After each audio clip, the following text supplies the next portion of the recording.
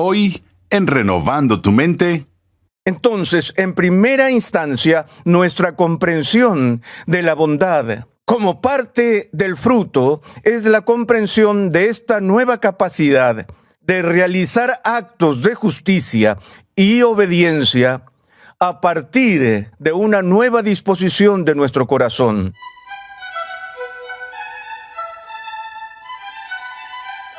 Bienvenido una vez más a Renovando tu Mente con el Dr. R.C. Sproul, mientras continuamos con la 10ª clase de una edificante serie de enseñanza de 12 lecciones titulada Formando un carácter cristiano.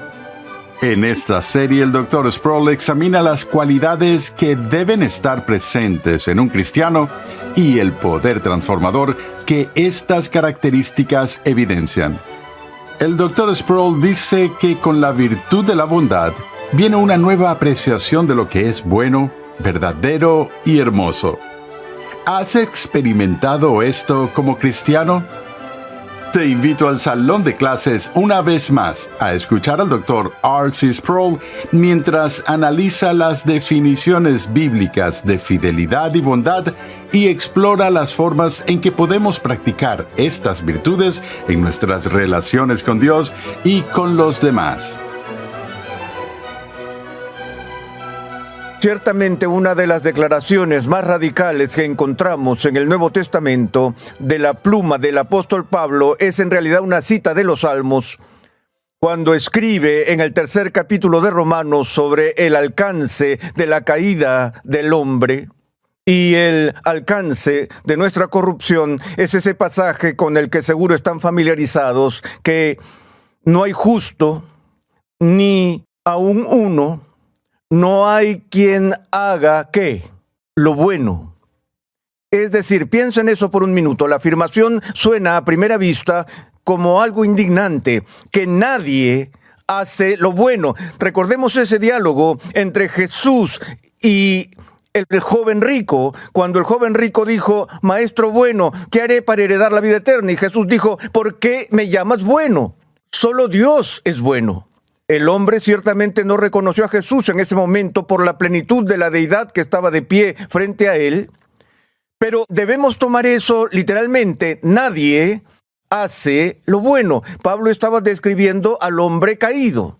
Nos desconcierta a veces el hecho de que por todas las apariencias externas parece en muchos casos que las personas que no son cristianas, que no afirman una profesión cristiana, en muchos sentidos superan a los cristianos profesantes con respecto a los actos externos, al menos de bondad. Grandes actos heroicos de sacrificio, de honestidad, de diligencia y otros. La práctica de la virtud que avergüenza a muchos de nosotros. Y decimos, ¿cómo puede la Biblia decir nadie hace lo bueno? ¿No es eso una hipérbole? Bueno, por supuesto, parte del problema con el que estamos lidiando es que la bondad, como palabra, es un término relativo. No es que la ética sea relativa en última instancia, sino que el término bondad o bueno tiene que determinarse según un estándar. Y también entendemos desde una perspectiva bíblica que cuando Dios evalúa la virtud, cuando Dios evalúa el desempeño, no solo se preocupa por la conformidad con las demandas externas de la ley, sino que también se preocupa mucho por la motivación interna. Entonces, teológicamente definimos una buena acción como una acción que por fuera, externamente, se ajusta a las exigencias de la ley de Dios, pero que internamente está motivada por un deseo genuino de agradar a Dios.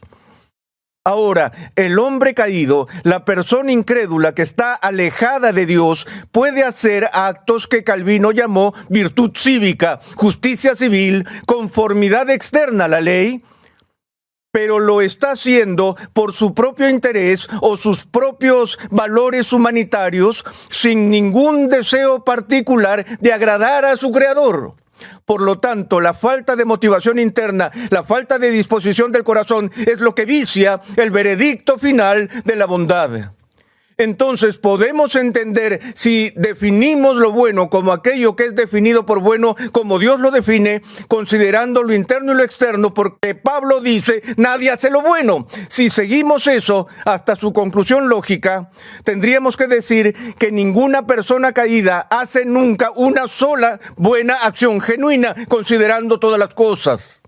Somos moralmente incapaces de hacer el bien en este sentido último. Pero no es asombroso que ahora, como fruto del Espíritu, la bondad esté en la lista. Algunos teólogos señalan esto, que como resultado de nuestra regeneración, la morada del Espíritu Santo, debido al poder de Dios obrando en nosotros, y cambiando la disposición del corazón, que uno de los cambios más dramáticos que se producen a través de la conversión es que ahora tenemos una posibilidad radicalmente nueva para lo bueno, para hacer lo bueno. Porque ahora sí tenemos la posibilidad de desear agradar a Dios.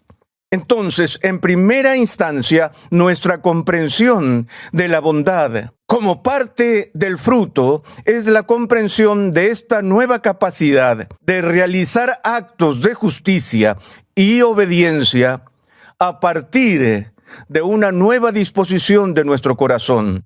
Podríamos continuar y verlo más en detalle y hablar sobre el grado en que incluso en hombres redimidos nuestras mejores obras están manchadas por ese kilo de carne que arrastramos de la vieja vida. Pero dejemos eso de lado por ahora y solo les recuerdo que ahora, como fruto del Espíritu, tenemos una capacidad en aumento para lo bueno, lo cual carecíamos en términos de poder moral antes de poseer el Espíritu de Dios. Ahora, como vimos con las otras partes del fruto, la bondad no debe entenderse simplemente como una relación abstracta con Dios y con la ley de Dios, etc., sino que hay otra dimensión. Edwards, por ejemplo, señala que la virtud de la bondad lleva consigo una nueva capacidad de apreciar la excelencia, que está contenida en el concepto más amplio de bondad en la Biblia. Por supuesto, pocos términos de la Biblia son más abstractos que la palabra ágatos o bondad, porque la bondad cubre muchas cosas. Y tenemos el mismo problema con esta virtud tal como la tuvimos con algunas de las otras, y eso es tratar de ver si hay alguna dimensión específica de bondad que aquí esté a la vista con respecto al fruto del Espíritu, o si debemos sondear todo el significado general de la bondad. Pero una de las dimensiones de la bondad en términos bíblicos es, como decía, la capacidad de apreciar la excelencia. En la oración de inicio mencioné en esa oración que hemos nacido de nuevo a la capacidad de apreciar lo bueno, lo verdadero y lo bello. Mencioné eso porque creo que parte de nuestro crecimiento en la santificación es la capacidad de apreciar la excelencia donde quiera que se manifieste, que tenemos la capacidad de apreciar la belleza por lo que significa para nosotros, ya que en cierto sentido, evidencia y refleja el orden y la armonía del carácter de Dios mismo. Creo que una de las cosas que lamentablemente falta en la comunidad cristiana de hoy es un gran y profundo aprecio por la estética.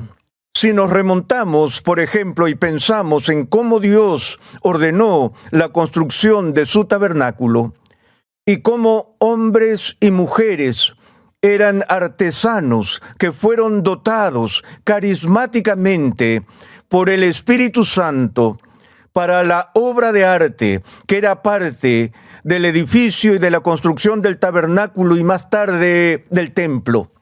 Que aunque este tabernáculo fuera algo edificado con las escasas posesiones de un pueblo peregrino que acababa de salir de la esclavitud, era algo majestuoso y hermoso, cuyo arquitecto fue Dios mismo, quien puso en la Sagrada Escritura instrucciones exactas, precisas y detalladas para su construcción.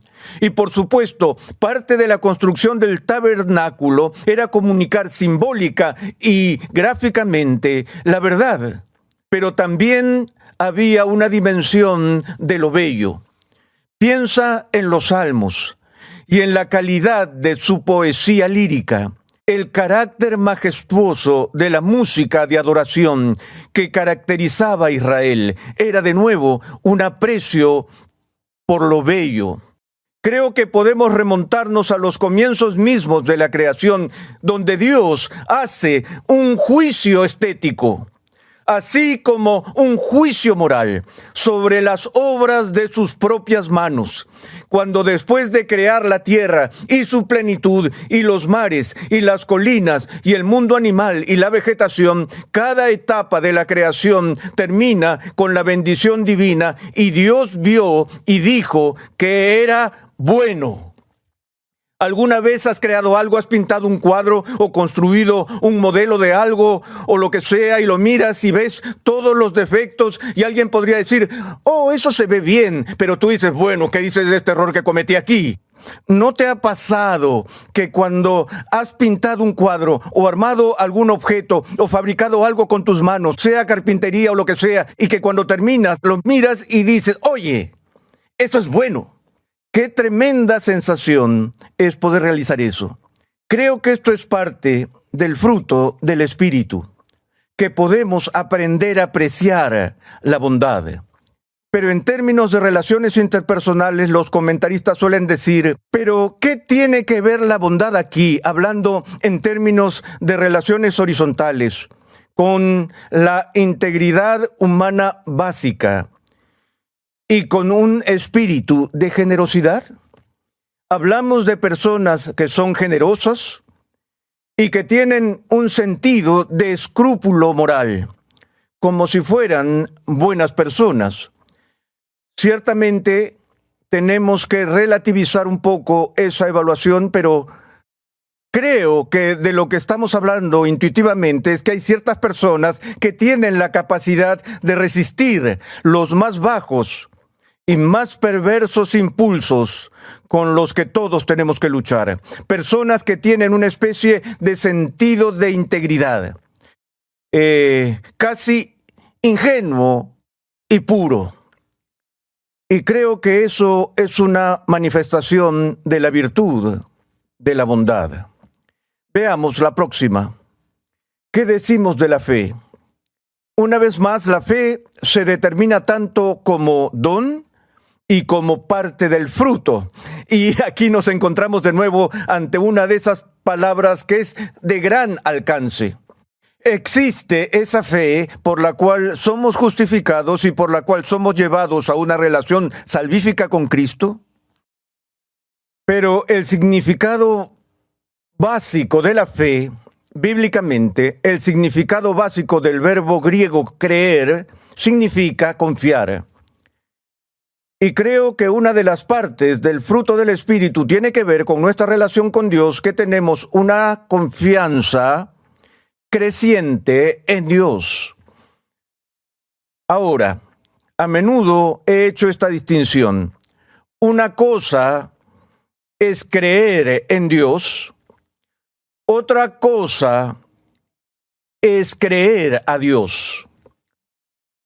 Puede hacer toda la diferencia del mundo.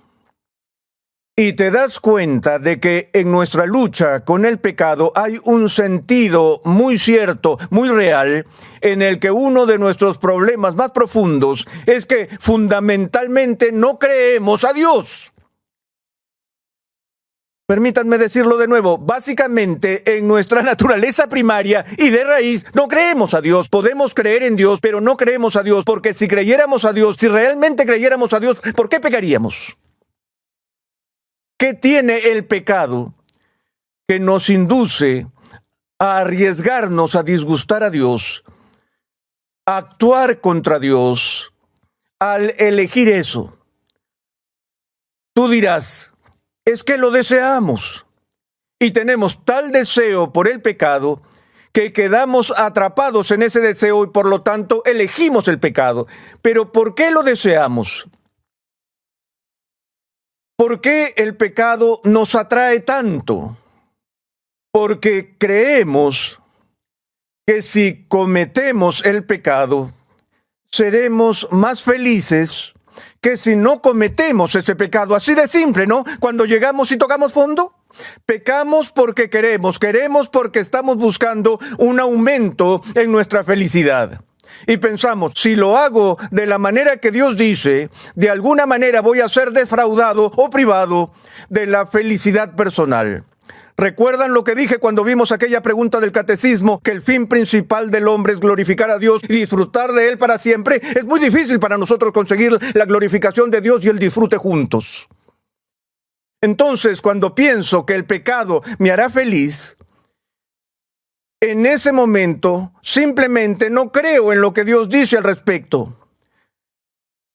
Porque la ley de Dios procede de al menos dos dimensiones del carácter de Dios. En primer lugar, la ley de Dios refleja la propia santidad de Dios. No debería decir dos, sino tres, que la ley de Dios refleja su propio carácter de santidad y justicia. Su ley es buena, pero no solo refleja su bondad, sino que también refleja su benevolencia. Dios, siendo bueno, se preocupa por el bienestar de sus criaturas y su ley está diseñada para evitar que nos autodestruyamos, para protegernos del daño. La ley debe ser una luz para nuestros pies y para nuestro camino, no sea que tropecemos y caigamos y seamos magullados y heridos. Y así, esa ley surge de la preocupación paternal y benévola de Dios por su pueblo. Y hay un sentido en el que la ley de Dios refleja el amor de Dios. Pero el tercer punto es que la ley de Dios refleja la sabiduría trascendente y consumada de Dios. La lucha del padre con el hijo ocurre repetidamente cuando el padre le dice al hijo, cuando el hijo quiere hacer algo y el padre dice, no, hijo, no puedo dejar que lo hagas. Y te digo, no por tu propio bien. Para un niño eso es muy difícil de creer. Magnifica eso 1000 veces y ese es el problema que tenemos con nuestro Padre Celestial. Realmente pensamos que sabemos mejor que Dios lo que es bueno para nosotros. Te diré que cuando tengo personas que vienen a mi estudio, tomo un ejemplo muy clásico. He tenido mujeres que han venido a mí que quieren divorciarse de sus esposos porque sus esposos las menosprecian y las degradan y todas esas cosas espantosas. Y veo bíblicamente que no tienen motivos para divorciarse. Y si la decisión dependiera de mí, si fuera el juez final del cielo y la tierra, le diría a esa persona, ve y divórciate de tu esposo, ya que no veo cómo podrías ser feliz a menos que lo hagas. Y hay muchos ministros que hacen eso, que cuestionan a Dios, ¿cierto? Pero si realmente es la ley de Dios, que no deben hacer eso, entonces tengo que creer que aconsejar a las personas a que actúen en contra de la ley de Dios es aconsejarles a la infelicidad en lugar de a la felicidad, porque estoy convencido de este principio, que es imposible que el pecado traiga felicidad. Nunca lo ha hecho, nunca lo hace y nunca lo hará. Solo trae ruina, destrucción y miseria a la raza humana. A la gente no le gusta que los predicadores hablen sobre el pecado. Pero ¿qué es lo que hace que el pecado sea tan malo? Aparte del hecho de que lo que hace el pecado es vulnerar a las personas, va en detrimento del bienestar de la humanidad. Me duele cuando pecas contra mí. Parte de mi realización humana como persona la están robando. Y no solo eso, sino que la persona que peca contra otra persona se lastima a sí misma. Tenía un director de escuela que solía volvernos locos con sermones severos. Cuando nos metíamos en problemas y nos enviaban a la dirección, él nos daba el mismo sermón siempre y yo escuchaba hasta que no daba más. La primera parte era: estás apuñalando a tu madre por la espalda. Y la segunda frase que venía o que decía hasta la saciedad era: solo te estás lastimando a ti mismo. Y solíamos burlarnos de este tipo. Lo llamamos cara de perro. Decíamos: cara de perro nos dijo que solo nos hacemos daño. Puede que haya estado repitiendo clichés, pero estaba diciendo la verdad, porque el pecado daña a quien lo comete, ¿ok? Vulnera la persona. Bueno, si eso es cierto, entonces, ¿dónde está el atractivo ahí? Algo que creo que es importante que reconozcamos. Recuerden que hacer teología es hacer muchas distinciones. Y una de las distinciones más importantes que podemos comprender, creo, es la distinción entre el placer y la felicidad. El pecado es placentero. El pecado trae placer, pero no trae felicidad. Trae el sentimiento inmediato de bondad, diversión o emoción o entusiasmo, pero no puede traer lo que la Biblia quiere decir con felicidad y satisfacción y paz y el contentamiento de una vida recta. Miren sus propias vidas y vean cuánta infelicidad ha traído el pecado a sus vidas. Ahora, lo que sucede cuando el crecimiento espiritual tiene lugar en el alma y la fe se vuelve fructífera, es que tenemos una mayor capacidad de creer a Dios. Y eso tiene un impacto directo en nuestra lucha con el pecado.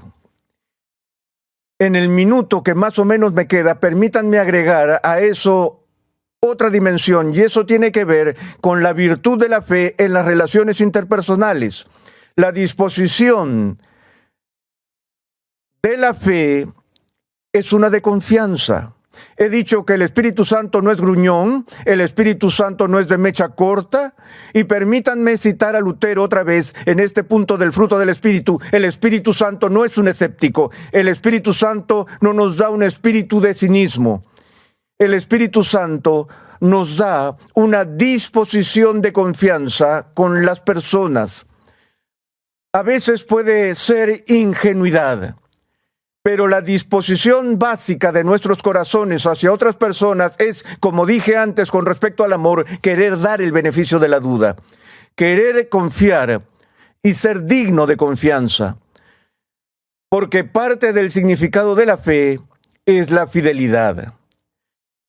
Y como toda la virtud de la fe se amplía en nosotros, no solo podemos confiar más en otras personas, sino que también nos volvemos más confiables para que seamos fieles a nuestros votos, a nuestras promesas, a nuestros compromisos y a nuestra palabra.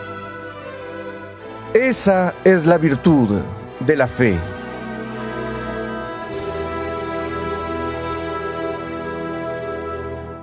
Gracias por sintonizar Renovando tu Mente con el Dr. R.C. Sproul. Te invitamos a visitar nuestra página web renovandotumente.org, donde podrás solicitar gratuitamente la guía de estudio de esta serie. La Biblia de Estudio de la Reforma, edición condensada, está cuidadosamente elaborada para ofrecer una experiencia de lectura, estudio y discipulado sin precedentes para cada edad y etapa de la vida cristiana. Cada libro Cuenta con una introducción que resalta la revelación paulatina de Cristo en toda la Biblia y tiene notas concisas y fiables en un formato práctico. Esta edición condensada incluye los mejores comentarios de la edición estándar y es 50% más ligera. Está diseñada para una mejor versatilidad y uso cotidiano.